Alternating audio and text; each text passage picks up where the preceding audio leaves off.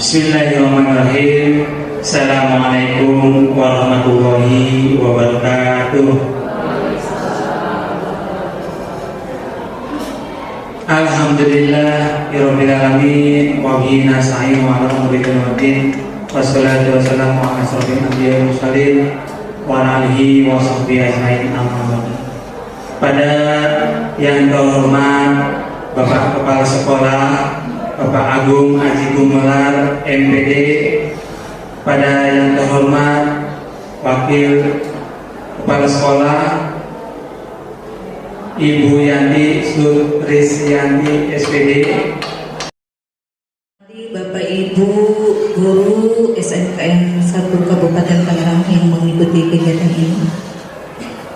Pertama-tama marilah kita panjatkan puji syukur kehadiran Allah Subhanahu wa Ta'ala yang telah memberikan begitu banyak nikmat, terutama nikmat sehat walafiat, sehingga kita dapat mengikuti kegiatan diseminasi budaya positif di sekolah. Salam dan salam tak lupa kita sajikan kepada Nabi besar kita Nabi Muhammad dan Ibu Nita terkait dengan budaya positif di sekolah. Tentunya kegiatan ini sangat bermanfaat bagi kita semuanya, karena di sekolah merupakan suatu pendidikan yang tentunya akan selalu berkaitan dengan hal-hal yang positif. Jadi mungkin dengan kegiatan ini banyak hal yang perlu kita ketahui akan disampaikan juga oleh Bapak Erwin dan Bu Dita terkait dengan budaya positif di sekolah, walaupun memang sebenarnya kita semua sudah melaksanakan terkait dengan budaya-budaya positif yang sudah ada di sekolah. Untuk itu mudah-mudahan kegiatan ini bisa berjalan lancar sesuai dengan harapan kita semuanya dan bisa mengimplementasikannya di dalam lingkungan sekolah, terutama di SMKN 1 Kabupaten Tangerang. Mungkin itu saja dari saya. Kurang lebihnya saya mohon maaf. Wabillahi taufiq wal hidayah. Wassalamualaikum warahmatullahi wabarakatuh. Ibu Nita Novianti SPD.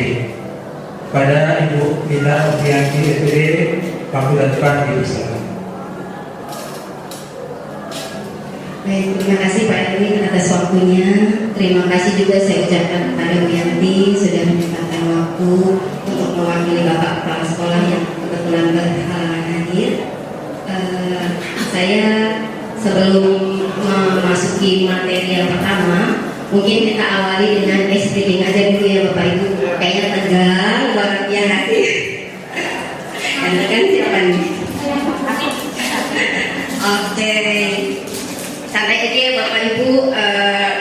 Sebelumnya mohon maaf, maksudnya kami di sini bukan bermaksud mengajari, tapi hanya bermaksud ingin berbagi apa yang sudah kami dapat dalam kegiatan guru penggerak kami.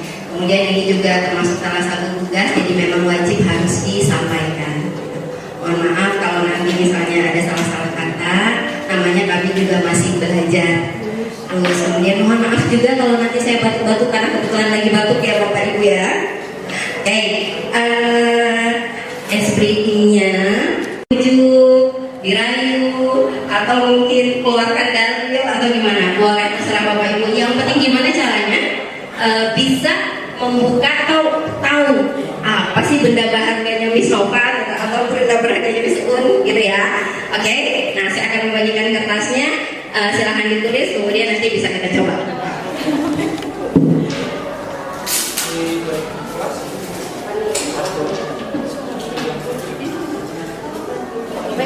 Jangan tahu temennya.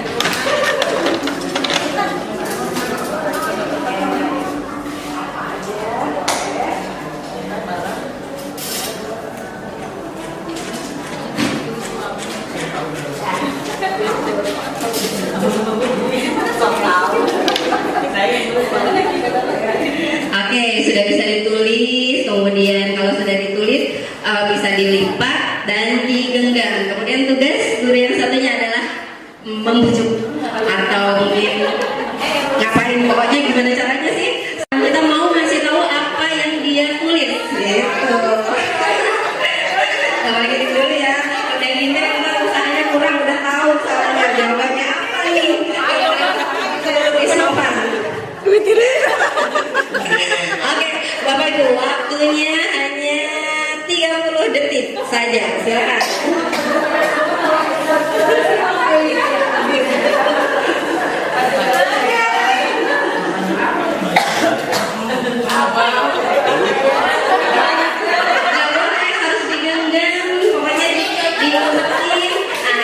Tugasnya kebujuk supaya Bu Rosi bisa kasih tahu nih.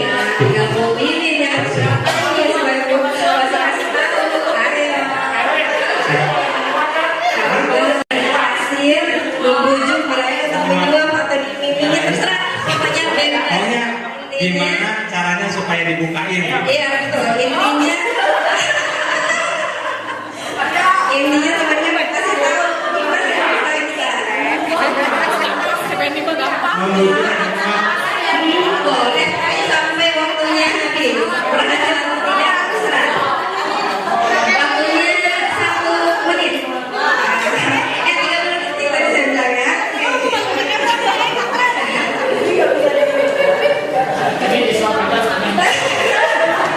Waduh, ada yang disuap nih, kira-kira berhasil nggak ini? Disuap nggak mau, siapa yang lagi? Nggak mau.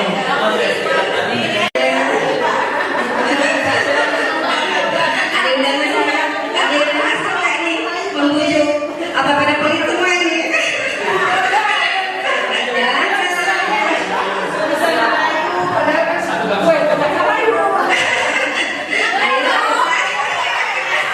Yang terakhir itu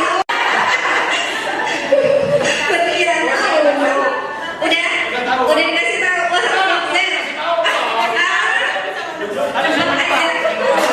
Tapi nggak kasih tahu kan? Waduh, diancam keren rupanya, tapi nggak sukses ya. Udah berhasil membuka, merayu, membujuk malam. Oh, gimana sukses enggak? Terus akhirnya jangan dibuka, dikasih tahu.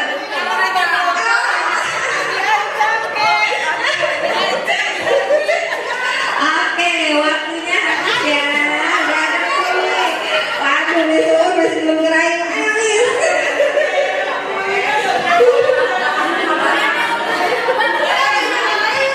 Ayo. Oke, udah ya, waktunya habis. Stop. Oke, kembali lagi ke depan. Nah, jadi gimana nih? Janji mie godok. Dikasih janji mie godok, ternyata Pak Apen tuh. Ternyata dikasih sama Bu Yus dengan mie doang langsung luluh ya. Terus ada lagi yang berhasil. Oke, jawaban kenapa tuh kok bisa berhasil? Coba kasih tahu triknya kenapa. Triknya yang pertama mau disuapin. Habis itu yang kedua rayuan. Dirayu jadi akhirnya kasih tahu.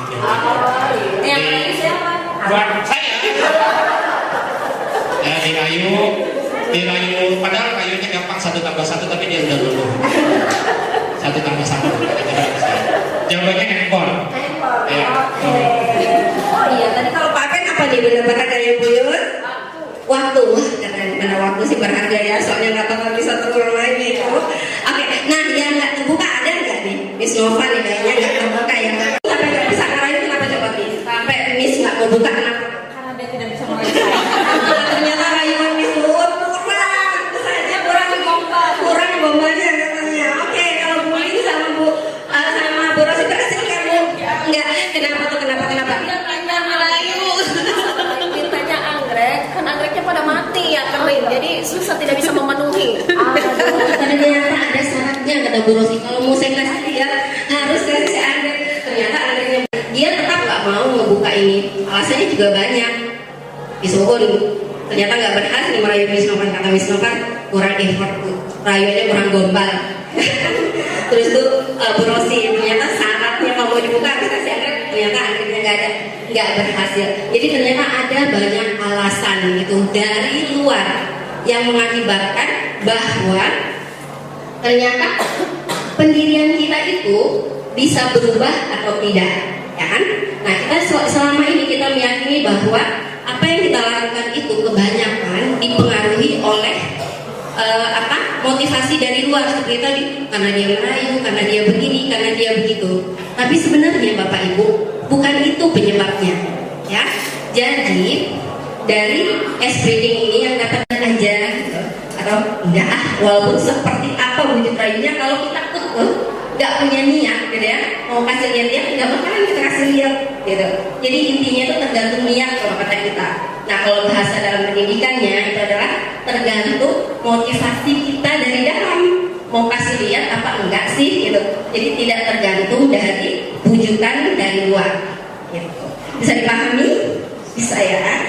Jadi sebetulnya bahwa yang hanya bisa mengontrol diri kita itu adalah diri kita sendiri. Tidak bisa kita itu dipengaruhi oleh orang lain. Oke, kita aja SDG-nya. Makin semangat dan ceria ya Bapak Ibu ya. Untuk selanjutnya kami awali ini pembelajaran hari ini yaitu dengan materi. Silakan di next Bu. Di sini ada beberapa yang kami akan sampaikan, yaitu materi tentang pembelajaran paradigma belajar. Kemudian ada disiplin positif dan juga nilai-nilai kebajikan. Kemudian motivasi perilaku manusia dan juga keyakinan kelas, kebutuhan dasar manusia, posisi kontrol guru. Nah, ini yang tadi kita awali dengan SPG. Di situ ada kaitannya dengan posisi kontrol guru bagaimana. Kemudian ada juga segitiga restitusi. Nah, bagaimana kita akan mengetahui? Mari kita mulai. Di sini pembelajaran dengan paradigma baru. Sebelumnya kita melaksanakan kurikulum 2013, yaitu kemudian lanjut ke kurikulum Merdeka. Pembelajaran dengan paradigma baru ini mencakup pendekatan holistik atau umum semuanya, yang tidak hanya menitik beratkan pada aspek kognitif, tetapi juga mengintegrasikan nilai-nilai Pancasila ke dalam pembelajaran sehari-hari. Yang sedang kita laksanakan ini yaitu P5 berkebinekaan global. Untuk pembelajaran hari ini kita sedang menjalankan P5BK. Di situ harus ada nilai-nilai yang disampaikan oleh peserta didik kita di dalam kelompok ini, yaitu diantaranya bagaimana akhlak di antara peserta didik kita, seperti terdengar terima kasih, minta tolong, itu termasuk daripada akhlak mulia. Kemudian mandiri, bagaimana pekerjaan peserta didik ini dalam proyek P5BK ini agar semuanya mempunyai kemandirian, inisiatif dan juga kreatif. Kemudian bernalar kritis, sana ke kreativitas kita, bagaimana bisa mengontrol murid. Kemudian ilusi bahwa semua pemuatan positif, efektif dan bermanfaat. Kemudian ilusi bahwa kritik dan membuat orang merasa bersalah dapat menguatkan karakter. Kemudian ilusi bahwa orang dewasa memiliki hak untuk memaksa. Nah, di sini adalah beberapa teori kontrol yang bisa mempengaruhi orang lain. Lanjut. Di sini bagaimana seseorang bisa berubah dari paradigma stimulus respon kepada pendekatan teori kontrol dengan konsekuensi. Selanjutnya, sebagai pendidik, tujuan kita adalah menciptakan anak-anak yang memiliki disiplin diri sehingga mereka bisa berperilaku dengan mengacu pada nilai-nilai kebajikan, universal, dan memiliki motivasi intrinsik. Motivasi intrinsik itu artinya motivasi dari dalam. yang timbul. Kemudian bukan ekstrinsik, yang artinya harus didorong oleh gurunya atau motivasi yang dari luar. Itu kita utamakan bagaimana peserta didik kita ini muncul motivasinya dari diri sendiri. Nah, nilai-nilai kebajikan menurut beberapa ahli ya. Yang pertama yaitu profil pelajar Pancasila yang sedang kita galakan di kurikulum Merdeka ini, yaitu salah satunya beriman, bertakwa kepada Tuhan yang Maha. Nah, ini hampir sama dengan profil pelajar Pancasila, yaitu bertakwa kepada Tuhan yang Maha Esa, dan juga di sini ada tambahannya yaitu terhadap segenap ciptaannya, seperti lingkungan sekolah, makhluk hidup lainnya. Kemudian kemandirian dan tanggung jawab, kejujuran, amanah, itu yang paling diutamakan ya, integritas, diplomatis, hormat dan santun, dermawan, suka menolong dan gotong royong. Kemudian percaya diri, kreatif dan pekerja keras, kepemimpinan dan keadilan, baik dan rendah hati, toleransi, kedamaian dan kesatuan. Nah, di sini ada beberapa nilai yang kita datang terlambat. Kemudian si anak ini nggak tahu. Sini kamu saat bapak hukum. Nah, dengan hukuman itu anak tidak tahu mau diapain, apa mau disuruh lari, mau disuruh push up, suruh bersih-bersih. Nah, ini kadang-kadang tergantung kita nih, kita mau menghukumnya seperti apa. Nah, bagi anak, bagi peserta didik, ini sesuatu yang kadang tidak direncanakan dari rumah, gitu ya. Oh, ternyata saya dapat hukuman nyapu halaman, itu kan tidak diduga-duga, tiba-tiba gitu ya.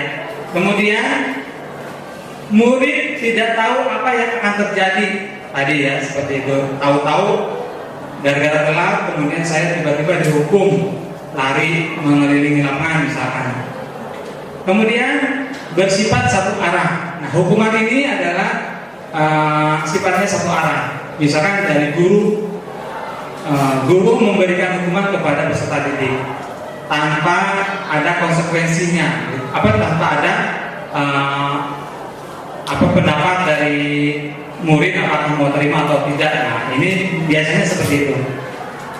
Kemudian hukuman yaitu biasanya berupa fisik atau hukuman psikis, jadi merasa tertekan bagi yang dihukum. Kemudian di situ ada konsekuensi. Nah, hukuman itu kita bisa ubah dengan konsekuensi. Yang pertama yaitu terencana atau disepakati sesuai dengan peraturan. Contohnya misalkan gini, kamu kalau terlambat konsekuensinya apa, gitu ya. Jadi sudah diketahui. Misalkan kalau tidak terlambat, tidak ikut ulangan, maka konsekuensinya harus remedial. Nah, itu artinya apa? Sudah diketahui, disepakati peraturannya. Kemudian murid tetap dibuat tidak nyaman dengan konsekuensi itu, begitu ya. Kemudian sikap guru selalu memonitor murid. Nah, ini hukuman dalam bentuk konsekuensi itu masih belum memerdekakan peserta didik ya, karena dengan guru selalu memonitor murid, itu artinya peserta didik kita ini belum bisa bertanggung jawab secara intrinsik ya, atau motivasi diri gitu. Kemudian di sini ada proses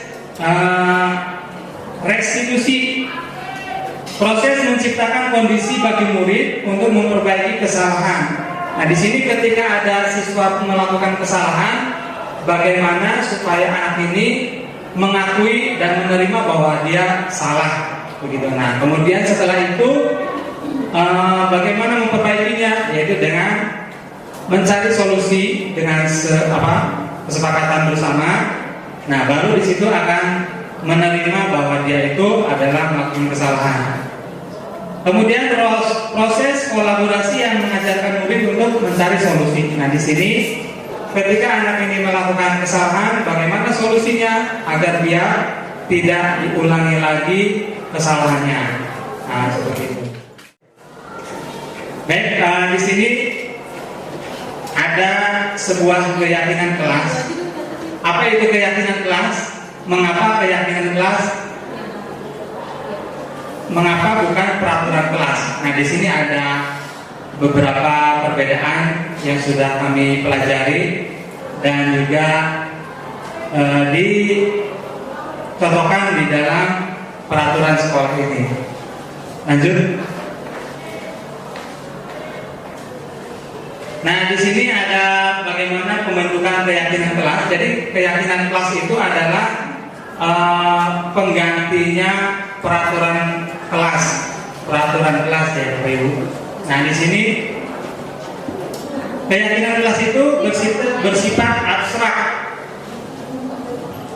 berupa pernyataan universal atau umum, kemudian dibuat dalam pernyataan positif. Jadi yang contohnya Bapak Ibu ya, misalkan dilarang merokok di kelas. Perkataan dilarang merokok di kelas itu adalah sebuah kalimat yang artinya sedikit menekan, gitu ya, sedikit menekan. Nah, bagaimana kalimat tersebut, peraturan tersebut menjadi kalimat positif? Yang tadinya dilarang merokok di kelas, maka diubah dengan kalimat misalkan area bebas rokok, begitu. Jadi di dalam kelas itu yang tadinya dilarang merokok di kelas, ganti tulisannya dengan kalimat positif seperti area bebas merokok. Nah, seperti itu. Kemudian sedikit saja agar bisa diingat. Nah, kalimat-kalimat tadi jangan peraturan di kelas itu jangan terlalu banyak juga, karena agar supaya sedikit tapi anak melaksanakan, dapat diingat. Kemudian sesuai dengan kondisi kelas dan sekolah sehingga mudah diterapkan.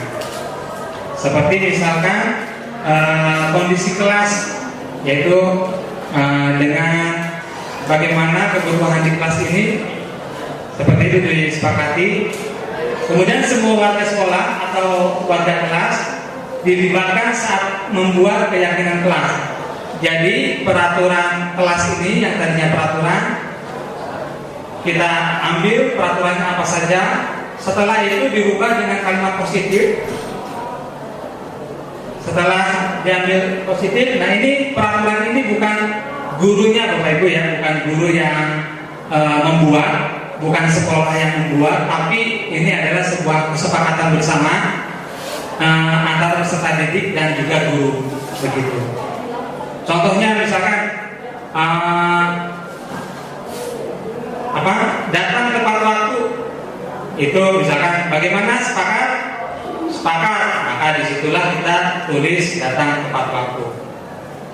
Kemudian dan seterusnya. Jadi peraturan itu peserta didik yang buat, kemudian peserta didik juga yang mensepakati, dan juga itu juga peserta didik juga yang bertanggung jawab, begitu. Lanjut.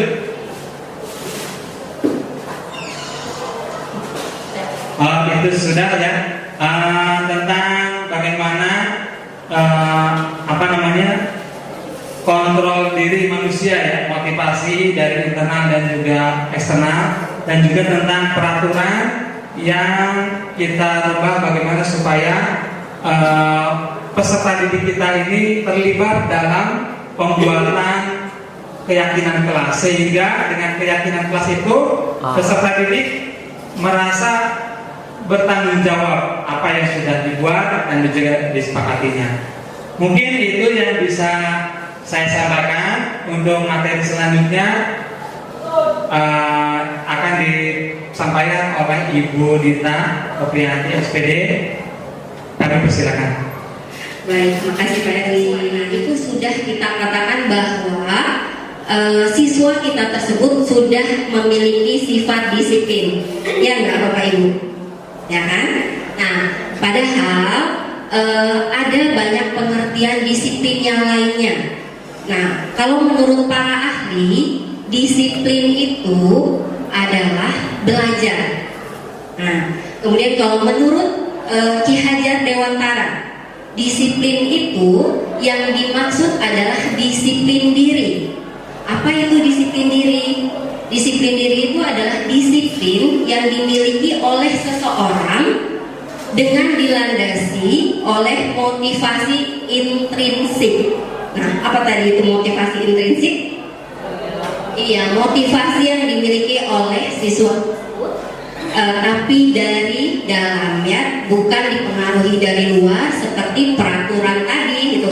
Jadi kalau misalnya ada siswa kita nih, misalnya dia masuk tidak terlambat, tapi alasannya itu tidak terlambat bukan karena saya kalau terlambat nanti dimarahin guru, atau kan peraturannya memang jam segitu harus masuk, tapi dia masuk ke sekolah memang saya harus datang pagi, bahwa siswa kita tersebut sudah memiliki sifat disiplin karena dia motivasi datangnya itu dari dalam. Nah, mungkin kurang lebih seperti itu yang tadi disampaikan oleh Pak Erwin ya Bapak Ibu.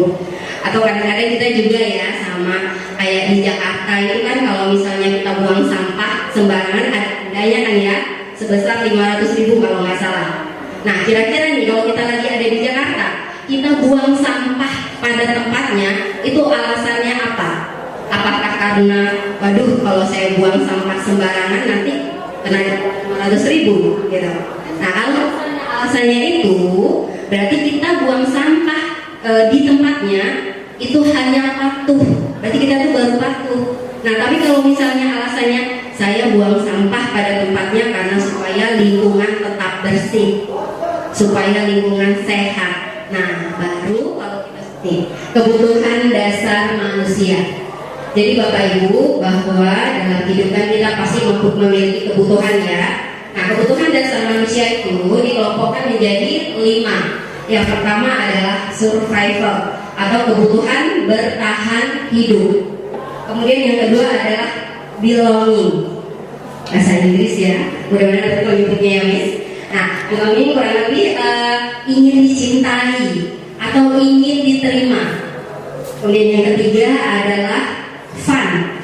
Nah, berarti kita butuh kesenangan atau kebahagiaan. Nah, kemudian kita yang keempat adalah freedom, kebebasan.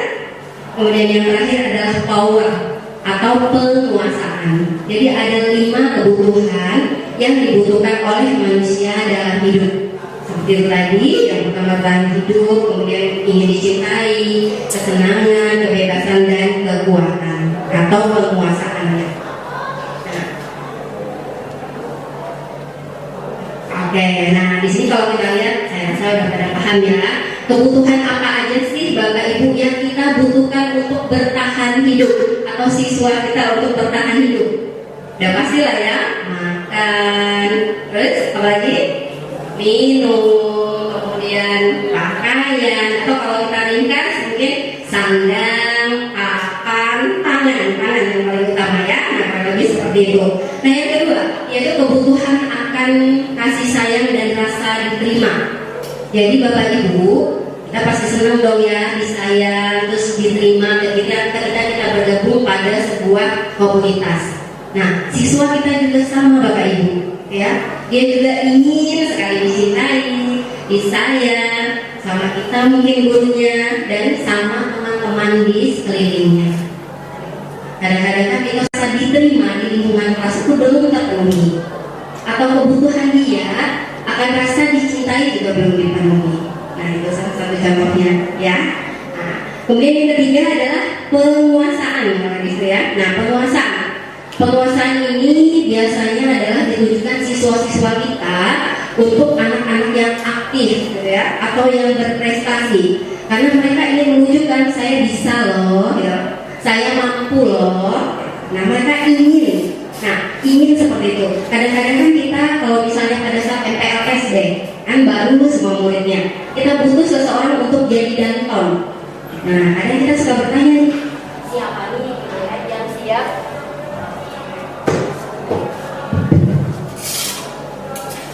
apa nih gitu yang siap jadi danton. Nah, kadang-kadang kan banyak anak yang nggak mau ya kalau disuruh tunjuk tangan. Nah, ketika ada yang mau, saya Bu, wah, nah berarti siswa tersebut adalah sedang memenuhi kebutuhannya akan penguasaan. Jadi dia dengan melakukan hal itu ingin menunjukkan, saya bisa loh jadi KM, saya bisa loh memimpin doa untuk teman-teman sekelas. Gitu. Nah, jadi dengan tunjuk tangannya siswa tersebut berarti dia sedang berusaha memenuhi kebutuhannya akan penguasaan. Dia ingin menunjukkan apa yang dia bisa dan apa yang dia punya. Nah, itu seperti itu pengertiannya. Nah, kemudian yang kebebasan.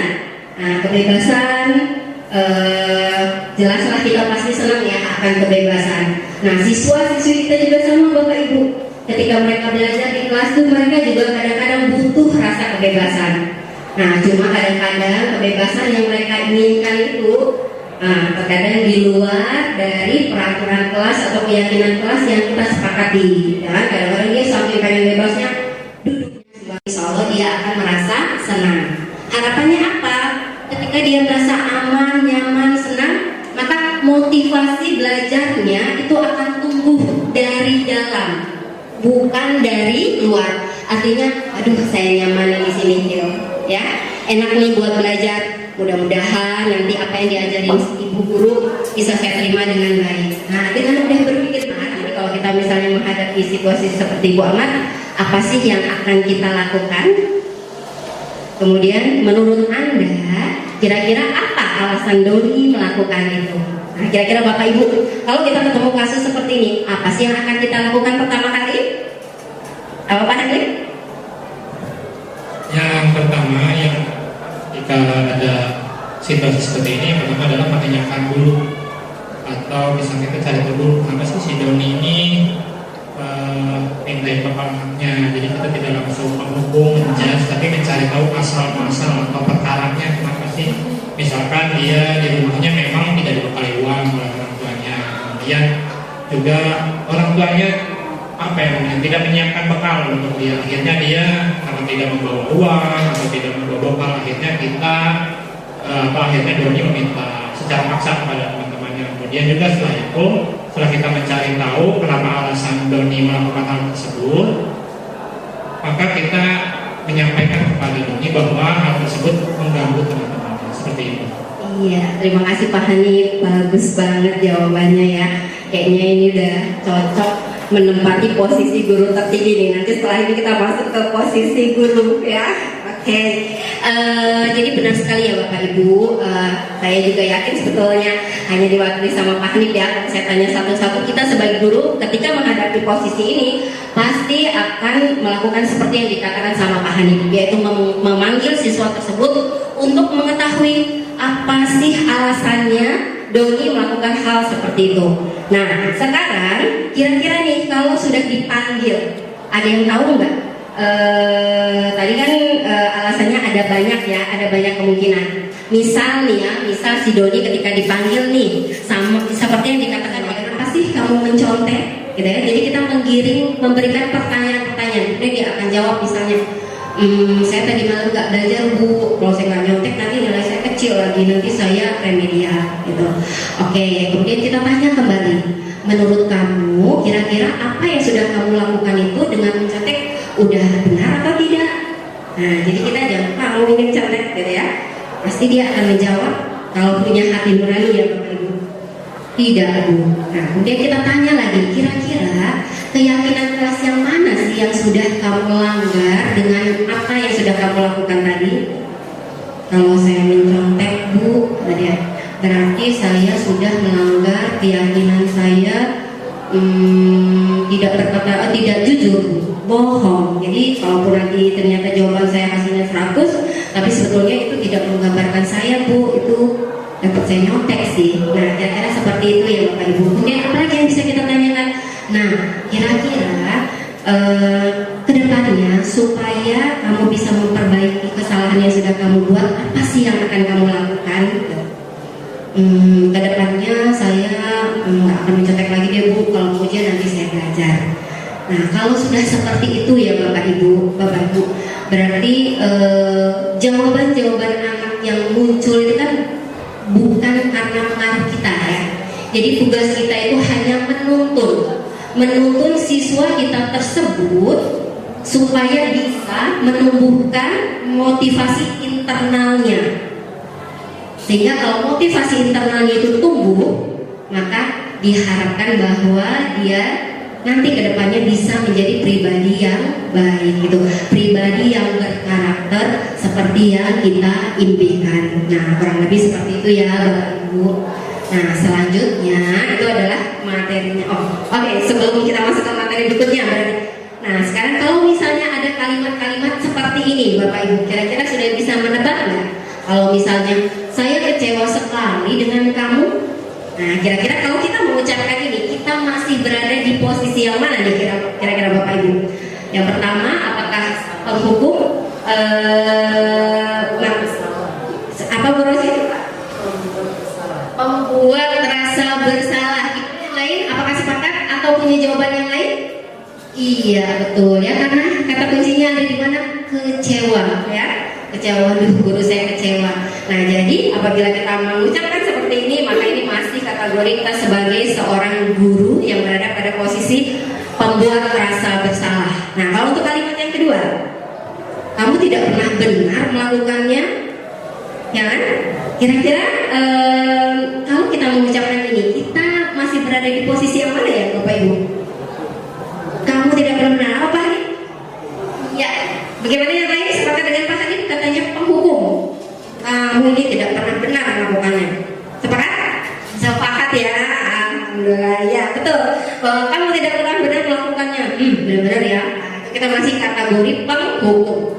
Yang ketiga, apa rencanamu untuk menyelesaikan masalah ini? Apa ini? Manajer atau teman? Tadi saya dengar ada yang bilang teman, manajer atau teman? Apa rencanamu untuk menyelesaikan masalah ini? Manajer atau teman? Manajer. Iya betul ya. Jadi kalau kita sudah mengucapkan ini, kira-kira apa nih rencanamu ke depan setelah kamu melakukan kesalahan ini? Nah, kalau kita sudah memberikan pertanyaan ini kepada siswa kita yang melakukan kesalahan, kita sudah berada di tahap manajer Bapak Ibu. Alhamdulillah, berarti kita sudah berada di posisi terbaik untuk seorang guru. Nah, kalau yang keempat, yang keempat, ayo ditunggu kerjasamanya ya. Iya, teman ya, kita sering banget ya gitu ya. Nah, kalau yang terakhir, kamu tidak akan mendapatkan nilai jika tidak mengerjakan nilai, tidak mengerjakan tugas ya maksudnya, tidak mengerjakan tugas. Nah, kira-kira apa nih? Posisi apa? Penghukum? Kamu tidak akan mendapatkan nilai jika tidak mengerjakan tugasnya. Ingat, tadi yang berkaitan dengan data adalah yang terakhir ya Bapak Ibu, yaitu tentang segitiga restitusi. Ini adalah materi terakhir. Tadi sudah dijelaskan sama Pak Erwin, restitusi itu apa sih? Restitusi itu adalah proses menciptakan kondisi bagi murid untuk memperbaiki kesalahan yang sudah mereka buat. Nah, sehingga mereka akhirnya nanti bisa kembali ke kelompoknya dengan karakter yang lebih kuat. Nah, seperti tadi ketika ada yang bermasalah, setelah berbicara dengan kita, dengan yang kita tuntut dengan pertanyaan-pertanyaan, maka dia kan akan menjawab ya. Nah, harapannya setelah kembali ke kelas dia memiliki karakter yang lebih kuat dan lebih baik.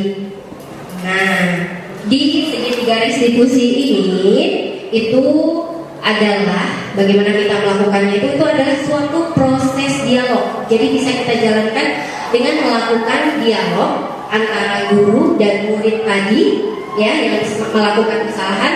Untuk apa? Agar kita bisa menghasilkan murid yang mandiri dan bertanggung jawab. Padahal tadi kan dia melakukan kesalahan ya. Maka setelah kita berperan sebagai seorang manajer dengan memberikan pertanyaan-pertanyaan tadi, kita bisa menghasilkan siswa yang mandiri dan bertanggung jawab. Nah, pertanyaan-pertanyaan tadi itu ada 3 tahapannya Bapak Ibu. Yang pertama adalah menstabilkan identitas. Kemudian yang kedua itu adalah validasi tindakan yang salah. Dan yang terakhir adalah menanyakan keyakinan. Nah, yang pertama menstabilkan identitas. Nah, menstabilkan identitas ini berdasarkan pada prinsip membuat kesalahan itu adalah bagian dari proses pembelajaran. Jadi kita sampaikan kepada anak-anak bahwa sebetulnya membuat kesalahan kesalahan itu adalah bagian dari proses pembelajaran. Nah, kira-kira kata-kata apa aja yang bisa kita sampaikan kepada siswa kita yang bermasalah tadi supaya identitasnya stabil, tenang dulu, gitu ya. Jadi kita tenangkan, kita stabilkan identitasnya dulu. Nah, salah satunya adalah yang ada di sini ya Bapak Ibu, misalnya berbuat salah itu nggak apa-apa kok, gitu ya. Karena manusia itu tidak ada yang sempurna. Nah, kita bisa mengucapkan kata-kata seperti ini sehingga dia agak tenang gitu ya. Ternyata memang aku nggak apa-apa kok. Terus manusia juga kan nggak ada yang sempurna, pasti semuanya pernah melakukan kesalahan. Atau kita juga bisa mengatakan, ibu juga pernah kok dulu seperti itu. Nah, dia akan kayak agak tenang, ada temennya di saya gitu kan. Nah, terus kita bisa kok menyelesaikan masalah ini. Jadi kamu tenang aja ya. Coba kita pikirkan baik-baik. Jadi tenang. Pokoknya bagaimana cara kita menenangkan siswa-siswa kita dulu. Kalau dia sudah tenang, dia sudah nyaman, baru nanti kita masuk ke langkah berikutnya. Ini salah contoh-contohnya ya Bapak Ibu ya. Oke, kita lanjut. Kalau dia sudah tenang, kita masuk ke tahap yang kedua, yaitu validasi tindakan yang salah. Validasi tindakan yang salah ini berdasarkan prinsip setiap perilaku berupaya untuk memenuhi suatu kebutuhan tertentu. Nah, tadi seperti yang sudah kita sampaikan di awal, bahwa ketika siswa kita melakukan sebuah kesalahan, nah kita harus langsung berpikir bahwa dia sedang memenuhi salah satu kebutuhannya tadi yang 5, ya kan? Nah, cuma kan kita nggak tahu kan kebutuhan yang mana yang sedang dia penuhi. Maka kita harus cari tahu. Nah, gimana caranya? Nah, itu dia tadi.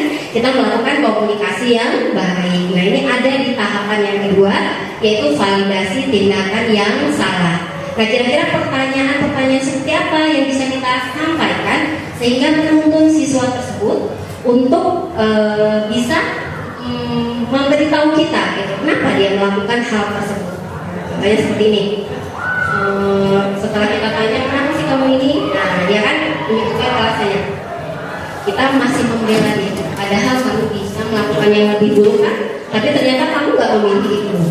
Atau kamu pasti punya alasan kan kenapa kamu melakukan hal itu. Atau kita juga boleh berkata, kamu patut bangga pada dirimu sendiri karena kamu telah melindungi sesuatu yang penting buat kamu.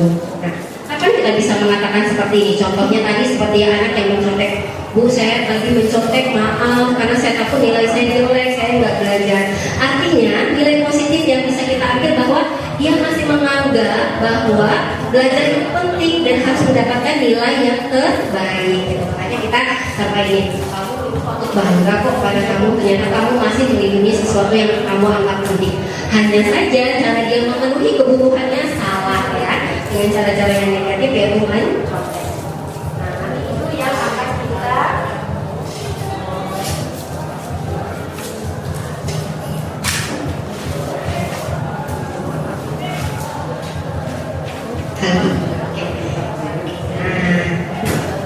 itu salah satu contohnya ya Bapak Ibu ya, gitu.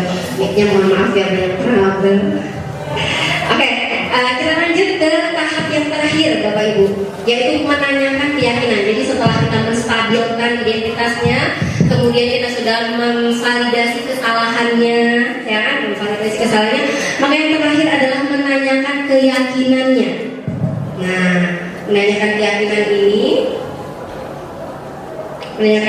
ini sih berdasarkan teori prinsip kontrol, bahwa pada dasarnya kita termotivasi secara intrinsik. Jadi bagaimana kita menanyakan keyakinan ini supaya dia timbul keyakinan intrinsik dari dalam dirinya sendiri. Jadi bukan kita yang ngasih tahu, sehingga kita hanya bertugas memberikan pertanyaan-pertanyaan yang bisa menuntun dia supaya motivasi intrinsiknya itu timbul. Nah, contohnya seperti apa? Setelah dia melanggar kesepakatan itu ya, kita bisa bilang seperti ini. Kira-kira menurut kamu apa yang sudah kamu lakukan itu benar nggak sih? Kalau misalnya dia mencontek tadi ya, enggak Bu. Nah, seperti yang tadi saya bilang, menurut kamu sudah melanggar keyakinan kelas yang mana dengan mencontek? Saya sudah berbohong Bu. Nah, itu yang paling nyata ya, yang paling sering kita alami.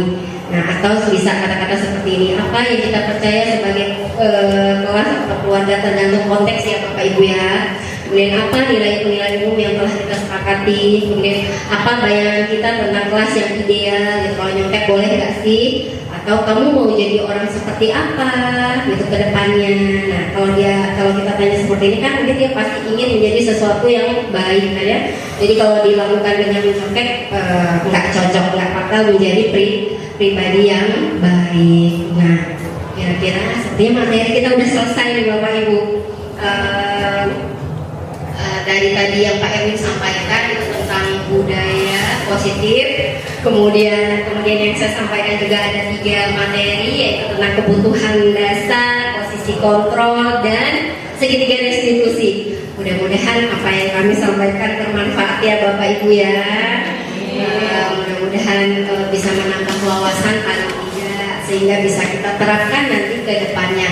Seperti yang saya bilang, sampai saat ini kita kan masih tahu bahwa kayaknya posisi teman paling tinggi deh, ternyata ada posisi manajer, dan memang kita diharapkan berada di titik itu untuk bisa membangkitkan motivasi intrinsik pada siswa. Nah sebetulnya yang tadi terakhir itu adalah contoh kegiatan segitiga restitusi yang sudah kami laksanakan. Saya dengan Pak Erwin kebetulan di tugas kami ada dua masalah. Nah ini salah satu contohnya, mungkin bisa ditukar Pak Erwin biar teman-teman bisa melihat ini punya siapa. Ini sepertinya punya saya. Ya saya juga masih belajar, bisa disimak mungkin sedikit.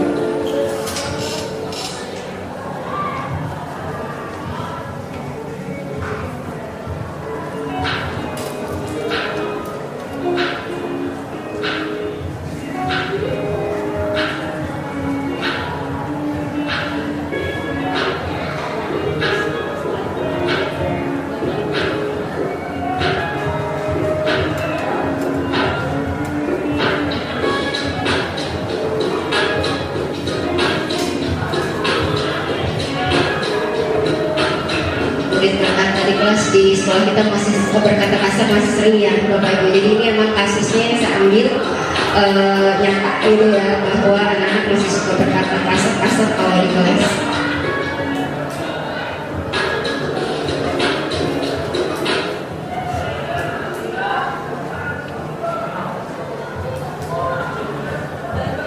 Kayaknya suaranya nggak terdengar ya. Saya lupa kalau saya bawa speaker.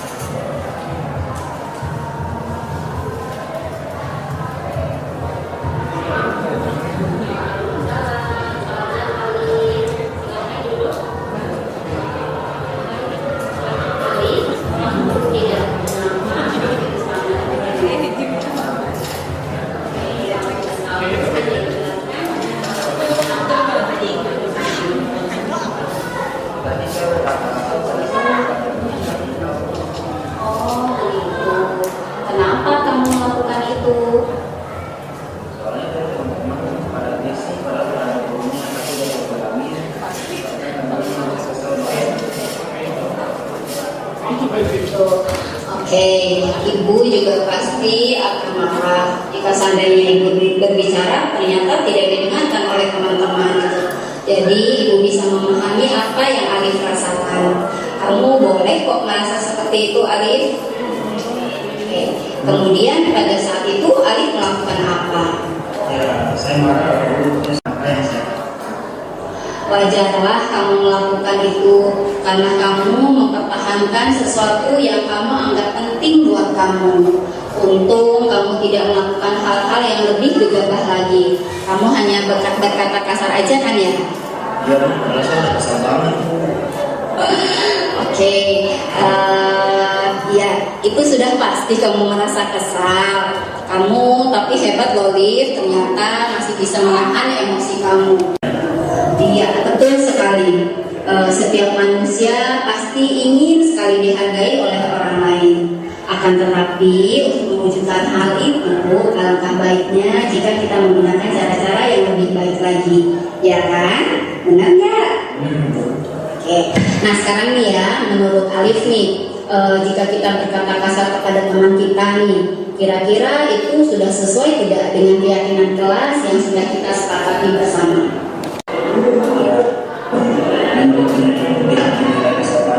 Oke. Dari pribadi yang menghormati dan menghormati terhadap sesama. Oke, betul sekali.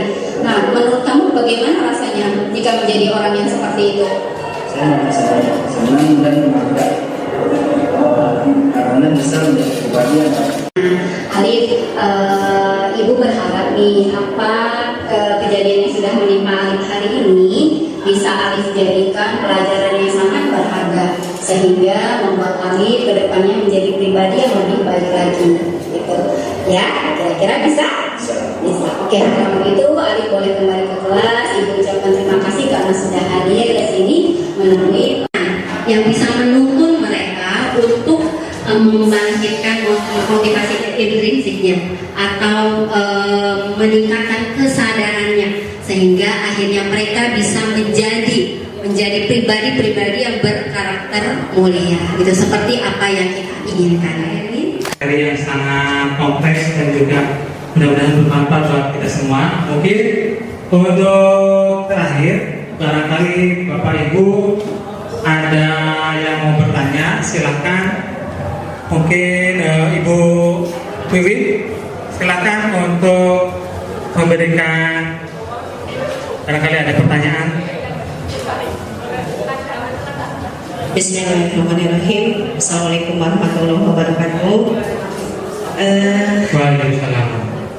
Terima kasih kepada Pak Erwin dan Bu Wanita yang telah menyampaikan materi yang luar biasa. Saya rasa ini banyak mengenai ada 5 kontrol guru. Kemudian tadi juga ada segitiga. Ya, kalau seperti itu saya rasa enak sekali gitu ya. Ini ideal, guru ideal sekali seperti itu gitu ya. Di lapangan itu ada nyaman, mengajar juga enak gitu ya, menghadapi siswa juga enak gitu. Apalagi kalau sudah ada di posisi kontrol yang terakhir yaitu sebagai manajer. Tentunya dari 5 posisi ini kan kalau menurut saya pasti ada plus minusnya ya. Ada kelebihan dan ada kekurangan. Kalau misalnya yang terjadi di lapangan, contohnya di sekolah kita, saya rasa ini apalagi untuk posisi yang terakhir gitu ya, mungkin hanya bisa perlakuannya hanya bisa diterapkan di jurusan tertentu atau di kelas-kelas tertentu. Misalnya kalau untuk TKJ dan multimedia menyampaikan kata-kata yang agak, karena kita sudah terpancing emosi gitu ya dengan jurusan-jurusan yang tadi yang saya katakan PSM atau listrik, ternyata anak tersebut tetap tidak merasa bersalah gitu ya. Nah, pertanyaan saya gitu ya, kalau kondisi seperti ini apakah tidak bisa dikolaborasikan dari semua 5 posisi kontrol ini? Artinya kita fleksibel. Kapan kita bisa memposisikan kita sebagai penghubung, kapan kita bisa luar biasa. Ini tantangan berat untuk kita semua saya rasa ya. Tapi kalau memang akhirnya kita bisa mampu menerapkan posisi yang kelima ini ya, alhamdulillah luar biasa. Saya ingin meminta tanggapan dan kita sharing gitu ya, tanggapan dari Bu Nita dan Pak Erwin. Dilakukan oleh Bapak Ibu guru yang ada di SMK Negeri 1 Kabupaten Tangerang. Ini pendapat saya ya Bapak Ibu, mudah-mudahan jawaban ini bisa mewakili dari pertanyaan Ibu Ulin ya. Memang sebagai saya selaku calon guru penggerak, di sini juga saya termasuk yang artinya belajar. Posisi saya itu ya bisa dikatakan dari mulai penghukum, kemudian membuat orang merasa bersalah, dan juga menjadi teman bagi peserta didik. Itu semua sudah saya alami semua, dan juga termasuk juga pemantau. Nah, untuk manajer ini itulah yang sekarang saya coba untuk mempelajarinya, sehingga nanti akan kita coba menularkan dan juga melaksanakan di lingkungan sekolah kita, terutama untuk peserta didik kita. Dan saya Bapak. Ya kan, kalau kita lihat situasi sekolah kita, benar kata Bu In, untuk PKJ dan DKV rasanya ini mungkin banget buat kita lakukan, tapi untuk jurusan yang lain agak sedikit berat. Nah, saya membuat kesepakatan di awal, kita masuk kebetulan kalau dengan TSM saya setelah zuhur gitu ya, kita masuk 12.30. Oh Bu, belum beres, belum makan siang, belum sholat, belum apa. Oke, mau masuk jam berapa? Nah, jam 1 Bu, ya kita jam 1 ya, komitmen ya jam 1. Nah, oke. Namun baru 1 hari sudah mulai berubah. Begitu. Nah, akhirnya kan tugas guru bukan hanya langsung mengajar memberikan materi. Biasa kita menyampaikan kaitan dengan akhlak gitu ya, dengan attitude, kemudian nanti pokoknya kalimat-kalimat yang berusaha untuk memotivasi mereka. Jawabannya apa? Ini guru bahasa Indonesia maunya apa ya? Nah,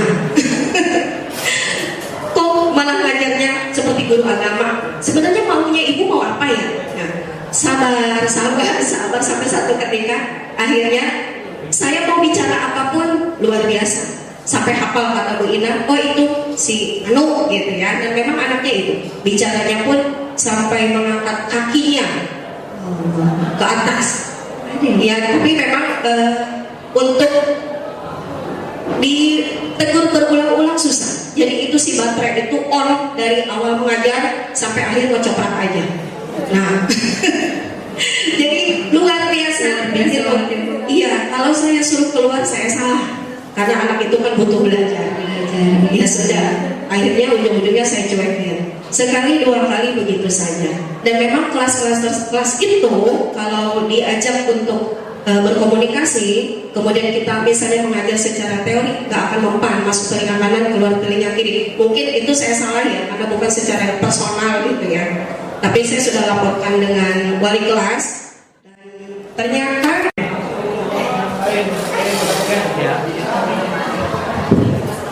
silakan yang mau memberikan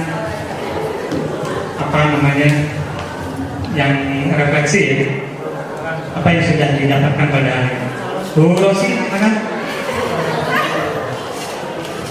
untuk materi hari ini Juga pertumbuhan pribadi yang berkelanjutan. Di dalam budaya positif, setiap individu merasa dihargai, didukung, dan memiliki peran penting dalam mencapai kesuksesan bersama. Mari kita terus menyebarkan kebaikan, saling menginspirasi, dan menciptakan lingkungan di mana setiap siswa dan guru dapat berkembang secara optimal. Dengan budaya positif, kita membentuk masa depan yang penuh harapan dan inspirasi. Disitulah peran seorang guru sebagai among atau manajer di sekolah atau di kelas sesuai standar pendidikan nasional. Jadi kita sebagai guru hanya bertugas menyampaikan sebuah budaya positif, dan itu tugas kita. Bagaimana dampaknya pasti semua akan bisa bermanfaat bagi lingkungan sekolah maupun kita sebagai seorang guru dan juga peserta didik. Barangkali ada yang mau disampaikan, Bu Rita, silakan.